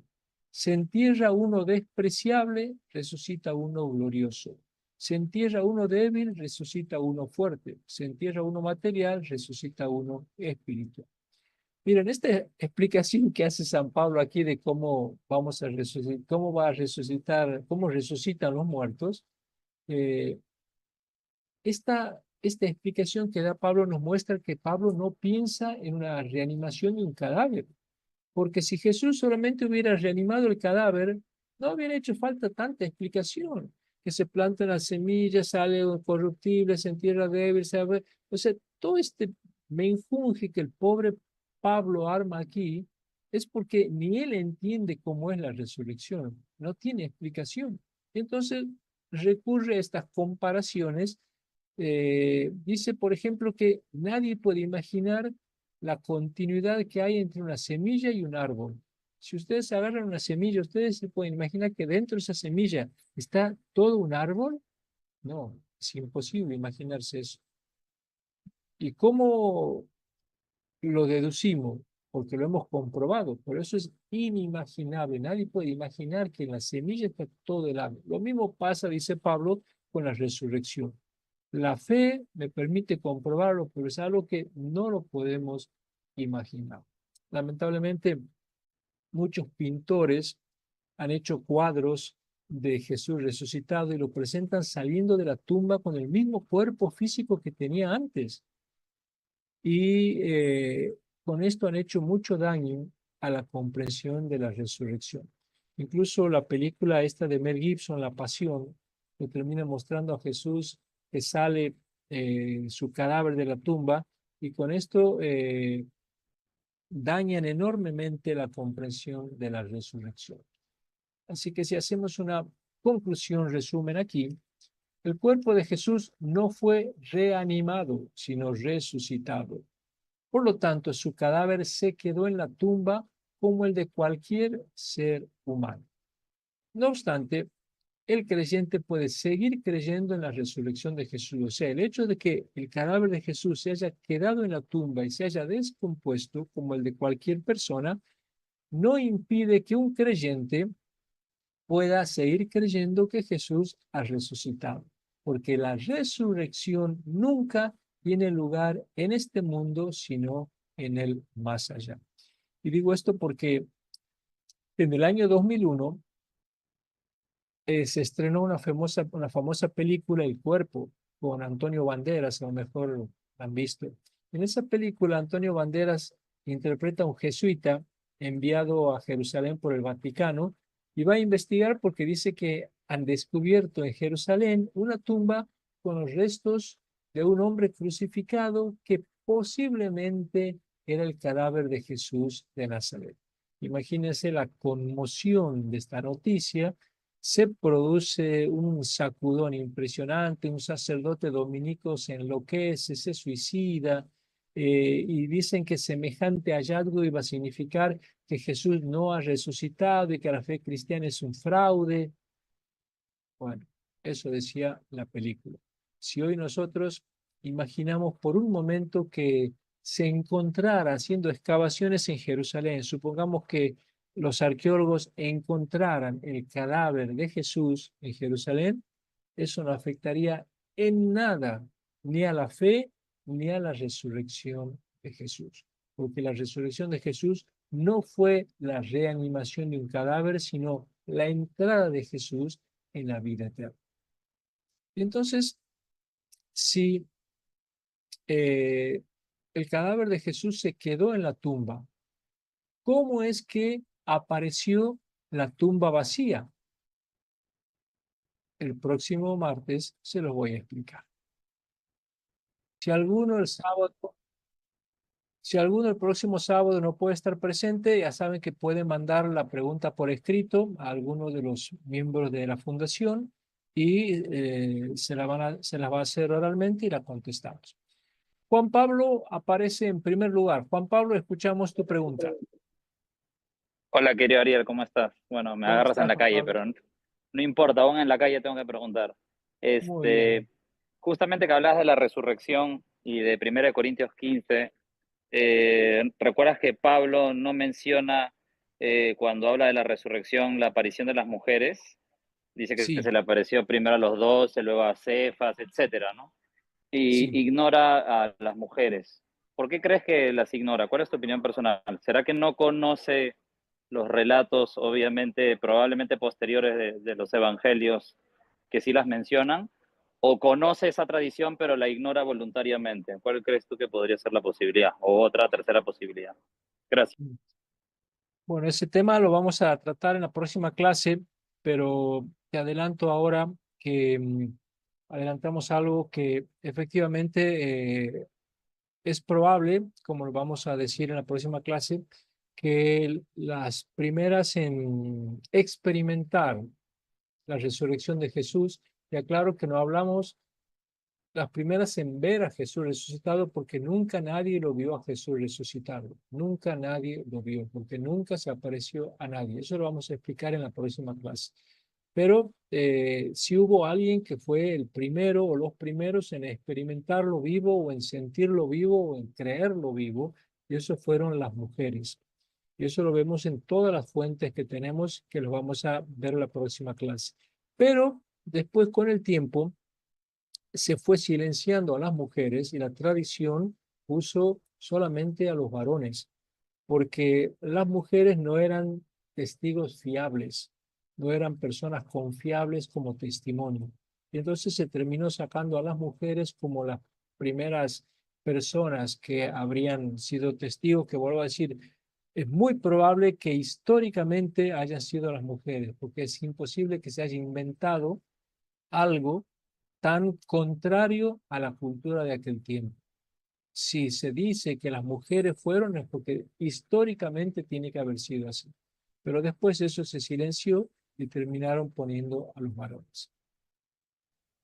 Gracias, querido Ariel. Un abrazo. Gracias, Juan Pablo. Un abrazo. José Aguilar, escuchamos tu pregunta y después Diego Quiroga. Sí, buenas noches. Buenas noches. Este, tengo, bueno, como dos interrogantes. Sí, Primero, cuando uno muere, lo primero que se deteriora o más rápido son las células neuronales del cerebro. Entonces, ya pasado 3 días, eh, al no haber una buena circulación, o ya al no haber circulación, esas células son irreparables. Si Lázaro estuvo muerto, no pudo haber habido una reanimación. Entonces quiere sí, decir que Lázaro nunca estuvo muerto, mm, nunca estuvo muerto. sí, Lo que hubo solamente es de repente un despertar espontáneo, como se llama en medicina, una curación espontánea, porque yo también dudo de los milagros, una curación espontánea, como sí, es lo que llamamos en medicina nosotros, las curaciones espontáneas, que nos sí, basamos en eso. Entonces, todos estos muertos que se supone que se han reanimado, nunca estuvieron muertos. perfecto. Solamente, ¿Y la otra inquietud? la otra inquietud es, si los seres humanos solamente se reproducen por la unión de un óvulo con un espermatozoide, Sí, nada más, y llega a existir un ser humano, sí, y cuando muere, deja de existir, ¿de dónde está que vamos a ir a otro mundo, a un mundo etéreo? No, no, yo no entiendo qué cosa, si es la unión nada más de dos células que permiten existir al ser humano como le permite existir a cualquier animal o bestia que existe en la tierra. Entonces, ¿a dónde vamos a ir? Yo eso es lo que no entiendo, eso me marea mucho. No Muy podemos bien, ir a ningún sitio. entendido, entendido. Con respecto a la primera cuestión de Sí. que Lázaro no habría estado muerto, hay que ir más allá y hay que decir que Lázaro ni siquiera ha existido. O sea, el relato de Lázaro no es un episodio histórico, así que no hace falta estar buscando explicaciones sobre cómo se habrá producido, que las células, que las terminaciones nerviosas, que el cerebro, todo eso nos ahorramos cuando directamente hoy, como se enseña hoy en la exégesis, el relato de Lázaro es una parábola en acción, no es un episodio histórico. O sea, Jesús nunca se encontró con Lázaro y de hecho Lázaro no existió como personaje histórico. De hecho, el único que lo cuenta ese episodio es Juan, y es curioso que el milagro más impresionante de la vida de Jesús, que es la reanimación de Lázaro, que fue el motivo por el cual lo terminan matando a Jesús y costándole la vida a Jesús, ni Mateo, ni Marcos, ni Lucas se enteraron de ese milagro. ¿Por qué? Porque lo creó Juan. Fue una creación teológica de Juan. No existió ese episodio ni ese milagro. Y de hecho, cuando leemos el Evangelio de Lucas, ahí nos enteramos de que existían estas dos hermanas, Marta y María, y no tenían ningún hermano varón llamado Lázaro. Entonces, el hermano varón llamado Lázaro es una creación de Juan que le agrega a estas dos hermanas, este hermano que en la historia real, que es la que cuenta Lucas, no tenían, pero en el Evangelio de Juan sí. Así que vos dices, yo no creo, yo dudo en los milagros, yo no dudo de los milagros, yo creo hermosamente en los milagros y creo que existen y tengo una fe total en los milagros, pero entendiendo los milagros lo que son, no los relatos como están contados en los evangelios, sino que los milagros son otra cosa que ahora nos llevaría muy lejos de explicar, pero que no hay por qué dudar de los milagros cuando los entendemos bien y explicamos en qué consiste, que jamás es violar ninguna ley de la naturaleza. Sobre tu segunda pregunta, que no entiendes a dónde vamos a ir cuando muramos. Bueno, yo creo que nadie entiende, ni San Pablo lo entendió. Ya vemos el lío que se arma a la hora de querer explicar lo de la resurrección y mezcla que los astros, que las semillas, que las cosas. Ni Pablo lo entendió, ni nadie lo va a entender nunca. ¿Por qué? Porque es una cosa que no se puede explicar ni siquiera demostrar. Se cree o no se cree, y cada uno tiene derecho a creerla e imaginarla como quiera, porque eso es parte de la fe personal de cada uno. Entonces, el que quiera puede creer que hay resurrección, y el que no, no tiene por qué creerlo, y no tenemos por qué menospreciar al que no cree en la resurrección, porque tiene todo el derecho del mundo a no creer, porque no hay forma de explicar o de demostrar o de asegurar que eso exista. Pero el que cree en la resurrección y es creyente en la resurrección, a mí me parece que es un valor agregado para la vida, es un valor añadido muy importante y muy sanador para la vida, pero es una fe y por lo tanto no se puede demostrar. Gracias, Gracias. José. Diego, te escuchamos y después Herbert. Hola, buenas noches. Gracias por la clase, Ariel. Una ¿Cómo estás, pregunta Diego? relacionada con la cosmología de la época de Jesús. Sí, Em, Respecto a la materialidad posible de la resurrección, ya no estoy hablando ahora ni de nuestras creencias, nada, de la época esa. La cosmología no implicaba un lugar físico de la divinidad arriba de la bóveda celeste y de los seres celestiales en un lugar físico. Entonces, no es descabellado que piensen que Jesús es reanimado físicamente de alguna manera, o ese cuerpo neumático que dice Pablo, como un polvo estelar o algo. No entra en la cosmología la posibilidad de que ellos pensaban Jesús se fue arriba de la bóveda celeste, no había Hubble, no había multiuniversos, no había nada, había una bóveda y arriba había un mundo de dioses y Dios o... Sí, sí, sí, Entonces, ¿no era corporal todo el concepto que tenían sí, sí. siendo judío y helenizado? A ver, a lo mejor no me he explicado bien y lo quiero aclarar. Em, para nosotros, para nosotros, la resurrección implica la ida a otra dimensión, a otro mundo, a otra trascendencia, donde el cuerpo material no forma parte de ella. Pero eso para nosotros, por eso he distinguido entre lo que es teológico y entre lo que es histórico. Para los judíos, por supuesto que los judíos creían que este cuerpo es el que iba a resucitar y que este cuerpo era el que iba a salir de la tumba. Tanto es así que ellos, por ejemplo, cuando moría una persona, transcurrido un año, recogían los huesos del difunto y los guardaban porque esos huesos iban a resucitar. Y jamás mezclaban los huesos de 2 personas o 3 personas, ni hacían entierros comunitarios, porque la resurrección de los muertos implicaba este cuerpo. Entonces, sí creían que el cuerpo material de Jesús iba a salir de la tumba. El problema fue, que es lo que vamos a explicar en la próxima clase, que nunca encontraron el cuerpo de Jesús,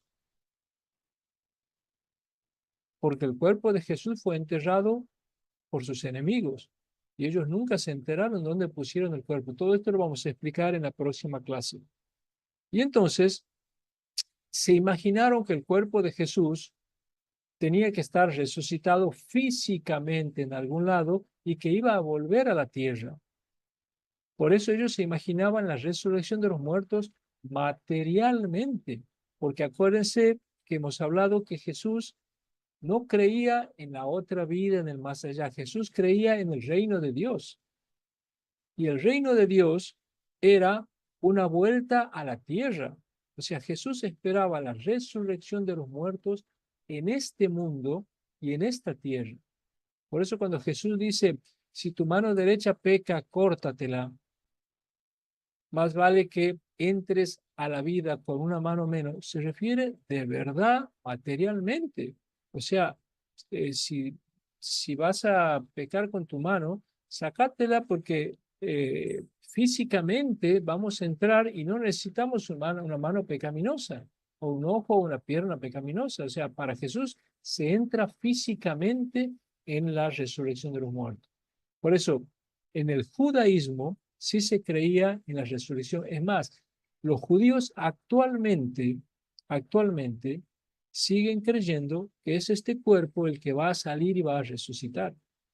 Por eso los judíos, por ejemplo, los más ortodoxos, los más tradicionales, entierran a sus difuntos en el valle del Cedrón, el valle de Josafat, que es donde creen que el Mesías va a aparecer para que sean los primeros en salir de la tumba.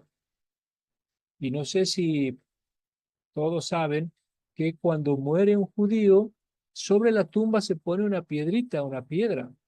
¿Por qué? Porque el judaísmo cree, piensa que cuando venga el Mesías van a resucitar los muertos, esos cuerpos van a salir de la tumba y tienen que llevar una piedra para reconstruir el nuevo templo y para que el difunto no tenga que salir perdiendo el tiempo y buscando donde hay una piedra, le facilitan poniéndole una piedra en la tumba. Como nosotros le ponemos flores a nuestros difuntos, ellos le ponen una piedra. Tan materialmente creen en la resurrección que esperan que este cuerpo sea el que salga. Por supuesto que sí. Entonces, en el caso de Jesús, se imaginaron que había resucitado físicamente y por lo tanto había dejado vacía la tumba. Porque si Jesús resucitó, no puede estar su cadáver, tiene que estar vacía la tumba. Y ese cuerpo estar en algún lado en la derecha de Dios, esperando volver para inaugurar el reino en la tierra donde tiene que producirse. Gracias, Ariel. Gracias. Gracias. Gracias, Diego. Herbert, escuchamos tu pregunta y después Carlos Manuel. Muchas gracias por la explicación, Ariel, y saludos al mismo tiempo. Gracias, Herbert. Creo haber comprendido en su totalidad lo que has explicado, estuve muy atento. Mi pregunta es, ¿has usado la palabra reanimación de Lázaro? O sea, Lázaro no murió, la palabra reanimación de Lázaro. Yo utilizo la palabra revivificación de Lázaro. ¿Crees que es posible usarlos como sinónimos, reanimación y revivificación? Perfecto, sí. Cualquiera de las dos palabras son sinónimas porque las dos palabras expresan la muerte biológica y la vuelta a la vida material. Así que reanimación o revivificación, las dos palabras son perfectas para hablar del caso de Lázaro. Lo que no se debe hablar es de resurrección, porque resurrección siempre implica entrada en la vida eterna.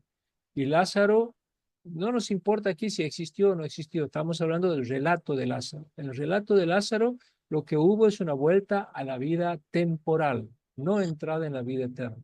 Y como Gracias. resucitar implica entrada en la vida eterna, cualquier otra palabra, revivificación, reanimación, son perfectas. Gracias. Gracias, Herbert. Carlos y después Xavi. ¿Qué tal, Ariel? Buenas noches. ¿Qué Ahí, tal?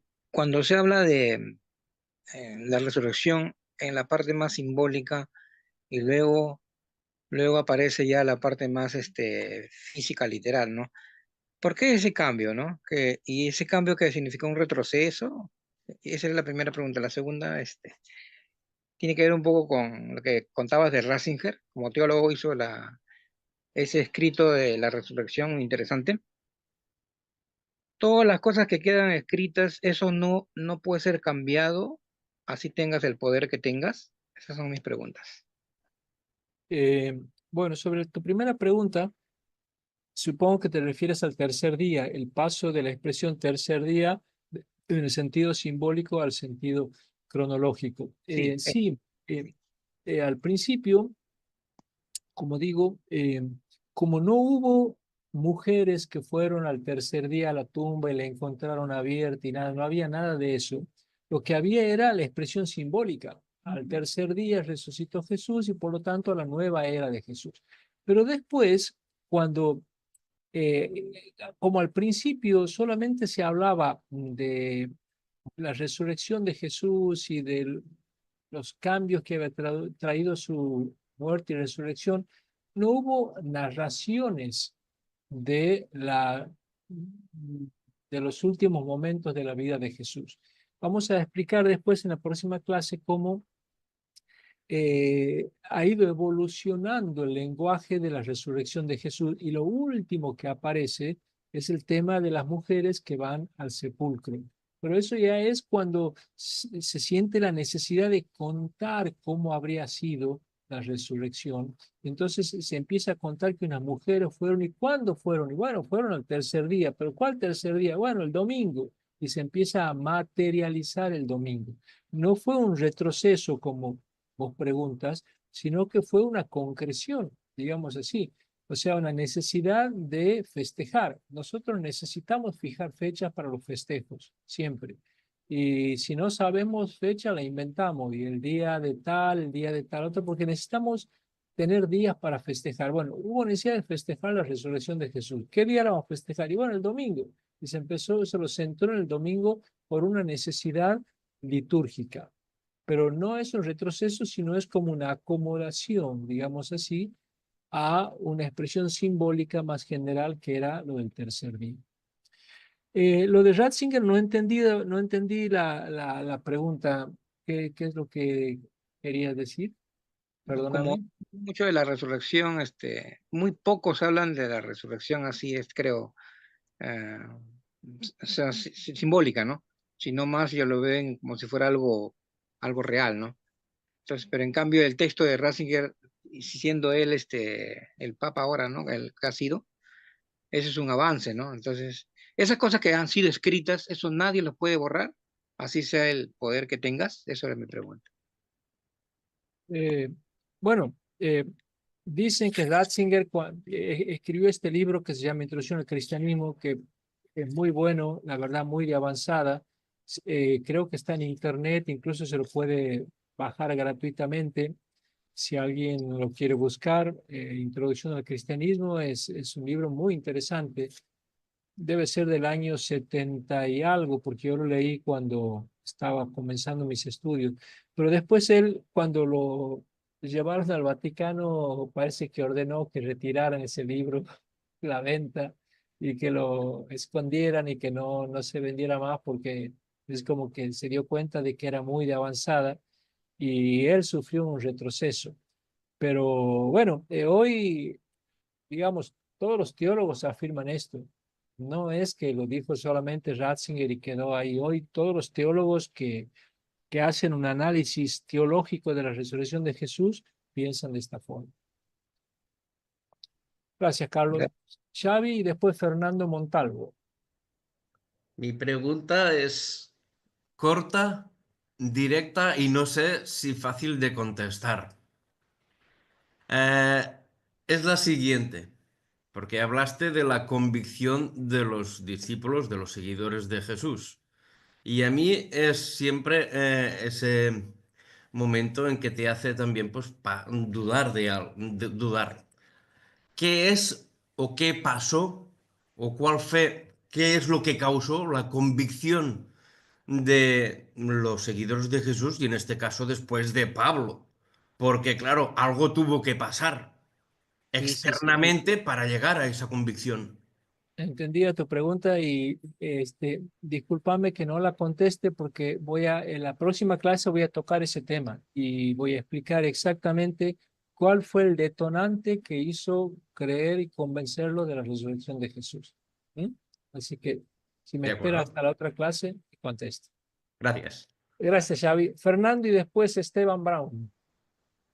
Hola Ariel, mucho gusto, buenas ¿Qué noches. tal, Fernando? ¿Cómo estás? Mira, mi pregunta es muy bien, gracias. Aquí entrando por primera vez a un curso con usted. Ay, qué Mi bueno. pregunta es respecto a este concepto del tercer día como entrada a la nueva era. Pablo, ¿cómo lo entendía en Corintios? ¿Habrá sido el uno de estos primeros cristianos? Y una segunda pregunta sería sobre si habrá alguna referencia bibliográfica de teología, algo que podamos conocer un poquito al respecto de la resurrección. Gracias. Sí. Bueno, sobre cómo lo entendía Pablo, eh, tenemos una forma de saberlo y es cómo él se expresa.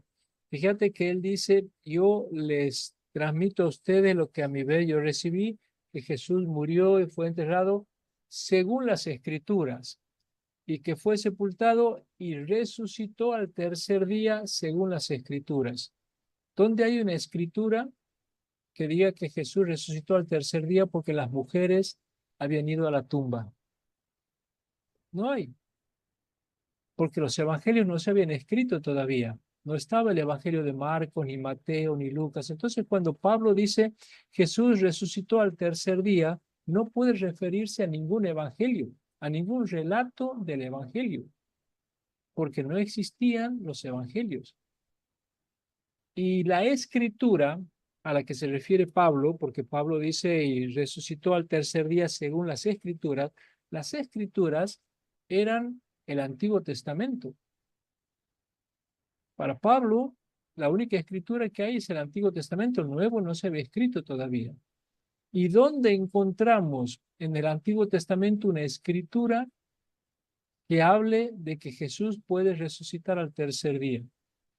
La única que tenemos es Oseas. No hay más. No tenemos otra escritura fuera de Oseas. Por lo tanto, cuando Pablo dice que Jesús resucitó al tercer día según las escrituras, tiene que estar refiriéndose a Oseas, porque no conocemos otra escritura u otro texto donde se pueda hablar de esa resurrección al tercer día. ¿Comprenden? Y entonces, si Pablo se refería al profeta Oseas, el profeta Oseas no hablaba del tercer día cronológico, hablaba del tercer día simbólico como nueva era. Y entonces esto nos lleva a contestar a concluir lo que vos preguntabas. San Pablo, ¿a qué se refería? San Pablo, al referirse a Oseas, tiene que estar entendiendo el tercer día en sentido simbólico y no en el sentido cronológico del día domingo, porque ese dato todavía no existía en la época de San Pablo. ¿Comprende? No sé si te he hecho un lío o has podido entender. O sea, lo que importa es saber que cuando Pablo escribe de que Jesús resucitó al tercer día según las Escrituras, todavía no existen los relatos evangélicos, que son los primeros que hablan del tercer día como el domingo. No existen. Y por lo tanto tiene que referirse al tercer día simbólico, o sea, como nueva era. ¿Y qué es lo que explicaste, profesor? Sobre tu segunda pregunta, ¿alguna bibliografía? Bueno, no sé si hay alguna bibliografía bíblica sobre el tema, pero teológica. Tenemos, por ejemplo, el libro de Andrés Torres Queiruga, Repensar la Resurrección, que es un libro muy bueno de Andrés Torres Queiruga. Andrés Torres Queiruga es una garantía como teólogo. Es un teólogo extraordinario que está repensando toda la teología y está repensando la cristología, repensando la creación, y entre estos temas ha repensado también la resurrección. Y ese libro no son de fácil lectura, no son de fácil lectura, pero son una garantía de té. Muchas gracias, doctor. Gracias, Fernando.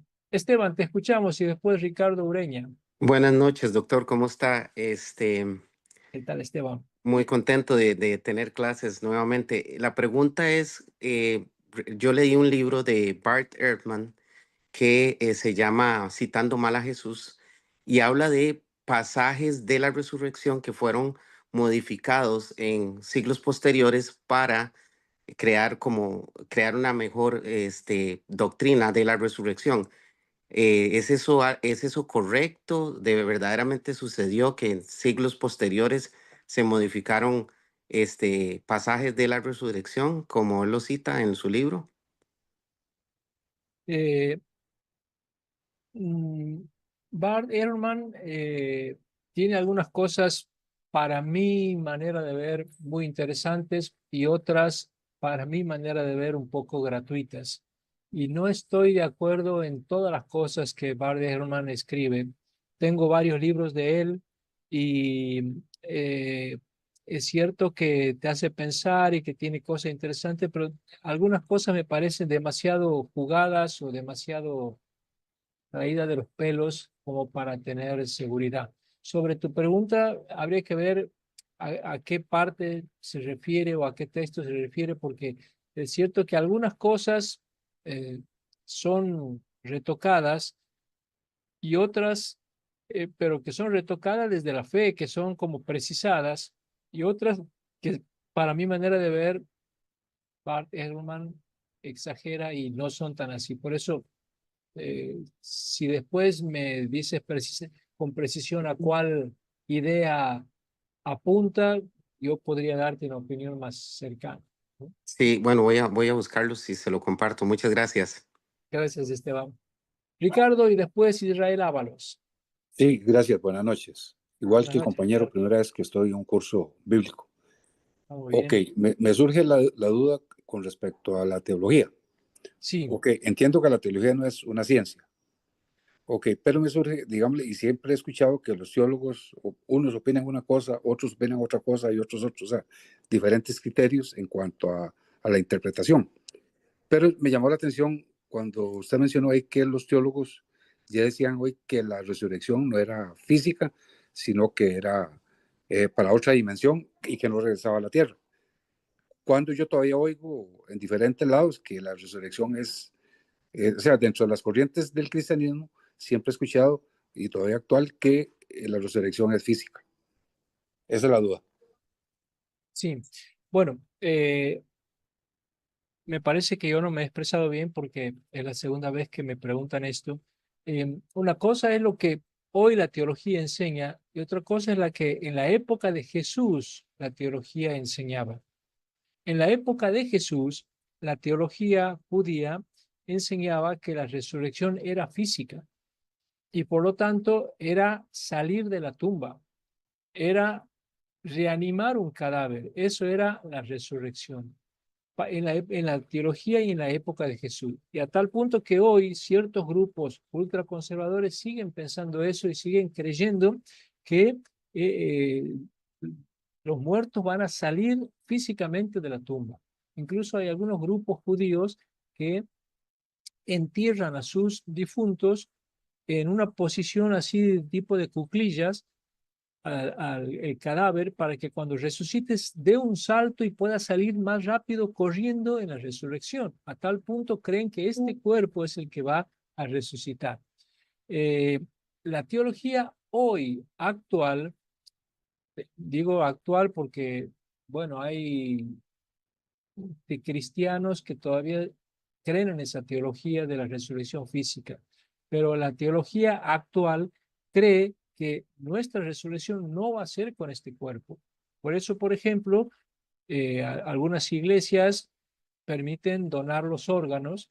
Si yo dono mi corazón, dono mi páncreas, mi hígado, lo puedo donar si quiero, porque no es este cuerpo el que va a resucitar.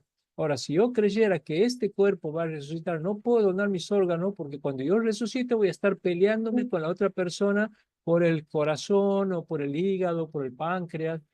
Por eso también muchas iglesias como la católica permiten la cremación, que se creme el cuerpo, porque no es este cuerpo el que va a resucitar.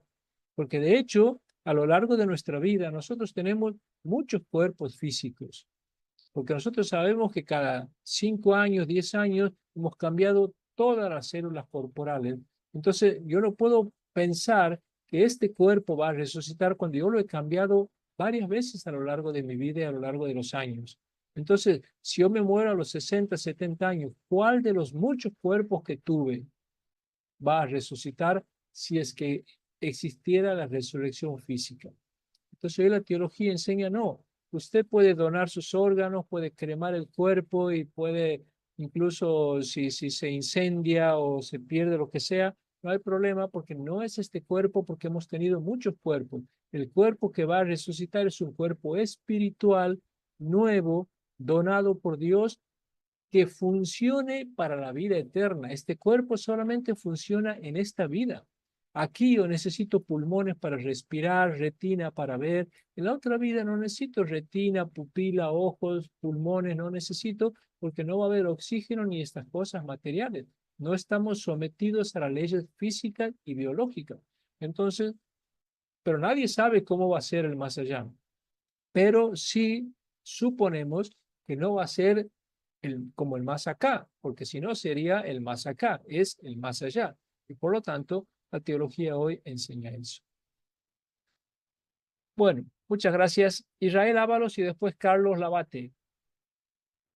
Hola, profesor, gracias. Tenía dos preguntas. Una Sí. es, usted mencionó que desde la teología se señala que la resurrección tiene lugar inmediatamente a la muerte de una persona. ¿Cómo aborda entonces la teología los casos de las personas que han muerto, pero que después de algunas horas o días vuelven a la vida física? Y Entendido. la segunda pregunta es, también al inicio del curso mencionó que el cristianismo, entre comillas, prosperó por el convencimiento de los discípulos de Jesús de que él había resucitado. ¿Esa idea de que Jesús había resucitado era una idea exclusiva que se materializaba en la persona de Jesús, o más bien era una idea que se asociaba al Mesías? El Mesías tenía que resucitar. Lo pregunto porque leyendo un texto suyo, a propósito de la labor que realizaba Prisca y Áquila, ellos enseñaron a Apolo, al escucharlo predicar, que su predicación estaba equivocada porque Apolo tenía como Mesías a Juan el Bautista. Entonces, si en ese caso Juan el Bautista hubiese también creído, perdón, si Apolo hubiese creído que Juan el Bautista entonces tenía que resucitar. Sí. Bueno, con Gracias. respecto a tu primera pregunta, las famosas SM, que son las experiencias cercanas a la muerte, que son eso cuando se dice que una persona estuvo muerto y ve un túnel y ve una luz y todo eso y vuelve a la vida, de verdad no estaba muerta esa persona. O sea, nadie puede morir y volver a este mundo, nadie. Si una persona muere, no vuelve nunca más. Y si volvió, es porque nunca estuvo muerto. O sea, no existen las famosas experiencias del más allá. dice que hubo gente que estuvo muerta y que vio un túnel, que vio una luz, que oyó una música, y que eso tiene que ver con el más allá. En el más allá no hay túnel, ni hay música, ni hay, o sea, ¿cómo sabemos nosotros que eso es del más allá? ¿De dónde sacamos que eso es del más allá? Yo una vez hablaba con una señora que me quería convencer de que ella había visto el más allá. Yo le decía, pero señor, esas no son experiencias del más allá. Me decía, ¿cómo no van a ser más allá si había hasta música de Mozart? Me decía la señora. Bueno, digo, ya, si hay música de Mozart, entonces será el paraíso, no sé. Pero evidentemente nosotros proyectamos en estas experiencias nuestras propias convicciones, pero una persona que tiene estas experiencias no, son todas experiencias del más acá, no del Yo más allá. estoy de acuerdo con usted, pero no me refiero quizás la pregunta a las experiencias cercanas a la muerte, sino que aquellos casos donde clínicamente o médicamente una persona ha sido declarada muerta como tal y después vuelve materialmente a la vida. Te reitero, si ¿Cómo? vuelve a la vida es porque nunca estuvo muerto. Ok, Todo el que ya, vuelve a la vida es porque nunca estuvo muerto. No se puede volver de la muerte. Si se ya. murió, no vuelve. Y si volvió, es porque no se murió. Y sobre la segunda pregunta, Perdón, si Ariel, perdón. Yo sé que esto no es de este tema, pero hay dos muertes en medicina, en biología, la muerte clínica en la que se puede volver y la muerte biológica que es irreversible porque ya hay anoxia y no hay milagro que te vuelva. Perdón, pero está bueno diferenciar esos dos tipos de muerte. gracias. Sobre el cristianismo y la convicción de que el Mesías iba a resucitar, difícilmente los judíos podían creer que el Mesías iba a resucitar, porque para los judíos ni siquiera iba a morir. El Mesías no podía morir, el Mesías venía a vencer, a triunfar, era un ganador. Justamente el gran problema de que los judíos no creyeron en Jesús fue por su muerte en la cruz. ¿Quién podía creer en un Mesías muerto y crucificado? El Mesías venía a liberar a Israel del yugo romano y era alguien que no iba a tener que morir, no iba a ser derrotado. Justamente la muerte de Jesús fue la gran prueba de que no era el Mesías según la convicción judía. Gracias, Israel. Carlos y después hermana Irene. ¿Qué tal? Buenas noches, doctor. Yo tengo dos preguntas. En realidad la segunda la voy a cambiar por una que hizo un colega porque leí el mismo libro. La primera es cuando usted habla de teología, por ejemplo, respecto a la resurrección, si se refiere con teología a lo que piensan hoy los teólogos más eruditos, que sabemos que no siempre se alinea con el pensamiento oficial, o la postura oficial de la Iglesia respecto a esos temas. Perdón, ¿esa era la pregunta? Sí, sí, la Ah, segunda la dejo para el sábado porque me parece que si no es ah, como demasiado amplia. bueno, perfecto. Bueno, a ver, no podemos decir que haya, no sé a cuál iglesia te refieres o cuál teología te refieres, pero normalmente no hay una teología, vamos a decir así, oficial sobre las cosas que se están estudiando o investigando, porque eh, justamente la teología es una ciencia que avanza y que va creciendo, entonces a ver, una cosa es, aquí tenemos que distinguir entre el hecho de la resurrección y el cómo de la resurrección. El hecho de la resurrección es un dogma de fe. Eso hay que creerlo sí o sí. El creyente sí o sí tiene que creer en la resurrección. El cómo no es dogma de fe. El cómo lo pueden explicar los teólogos como quieran. Que sale el cadáver, que no sale, que es material, que viene de más allá, que entra. Eso ya, la explicación es libre. La explicación nunca es dogma de fe. Una cosa es el hecho y otra cosa es el cómo. Y entonces, lo que ha cambiado ahora no es el hecho de la resurrección. Nosotros hoy, los creyentes, hoy siguen creyendo en la resurrección de Jesús exactamente igual a como creían los primeros cristianos. Lo que ha cambiado es el cómo se interpreta esa resurrección. Hoy ya no se entiende que la resurrección va a ser material, corporal, física, y que van a volver a la tierra, porque Jesús, como buen judío que era del siglo I, creía que los resucitados iban a volver a la tierra. Hoy creemos que vamos a resucitar en el más allá, en la otra vida. Entonces ha cambiado el cómo, pero el hecho sigue siendo el mismo. Ok. Gracias, Carlos. Hermana Irene, y después terminamos con Tania y los dejamos las otras tres. Pido disculpas para el próximo sábado. Irene, la escuchamos. Ariel, es una bendición de verdad este curso y todos los cursos. Bueno, parte de la pregunta pues ya ha sido contestada, pero igual la vuelvo a hacer. Siempre me he preguntado realmente qué fue lo que hizo que los discípulos se convencieran de que Jesús había resucitado. Una. La otra es que si este es un dato histórico, parte ya lo respondió, pero si en el tiempo de Jesús las mujeres no se les tomaba en cuenta, y ahora son ellas las que llevan esa buena noticia, si fue algo histórico o no. Sí.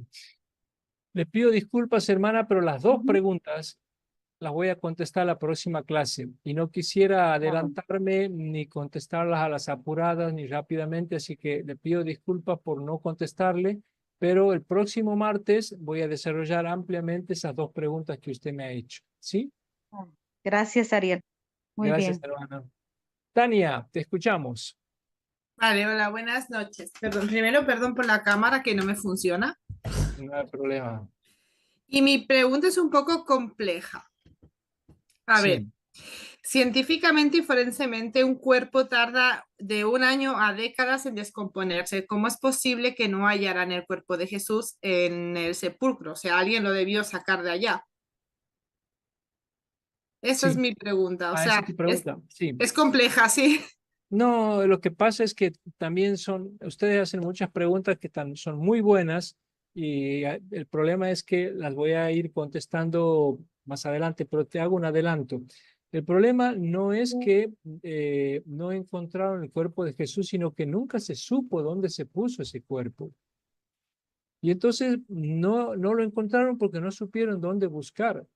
Y no supieron dónde buscar porque a Jesús lo enterraron los enemigos de Jesús.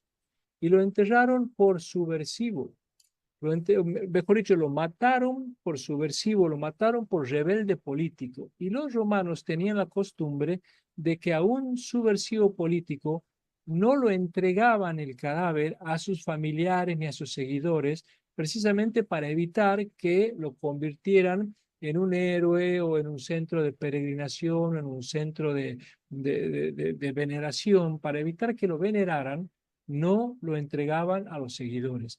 Por eso cuando leemos el Evangelio de Marcos dice claramente que José de Arimatea, que era el que lo entierra a Jesús, era un enemigo de Jesús, que con su voto había contribuido a la muerte de Jesús, que lo había entregado a Poncio Pilato a Jesús. O sea, era alguien que lo odiaba a Jesús, José de Arimatea. Después Mateo cambia y dice que era un seguidor, pero eso ya es un cambio. Marcos, que es el más histórico de los evangelios, dice que era un enemigo de Jesús que lo entierra. Entonces, lo enterraron en un lugar donde nadie supo dónde estaba y el cuerpo de Jesús nunca pudo encontrarse. Vale, entonces es posible que haya acabado en una fosa como todos los otros crucificados. Es posible, no, es muy seguro y cierto porque los evangelios lo dicen. A Jesús lo enterraron, lo pusieron en una tumba, pero después, todo eso lo voy a explicar en la próxima clase, después se empezó a venerar una tumba simbólicamente, pero no la de Jesús, porque la de Jesús nunca fue encontrada. Muchas gracias. Gracias a vos, Tania.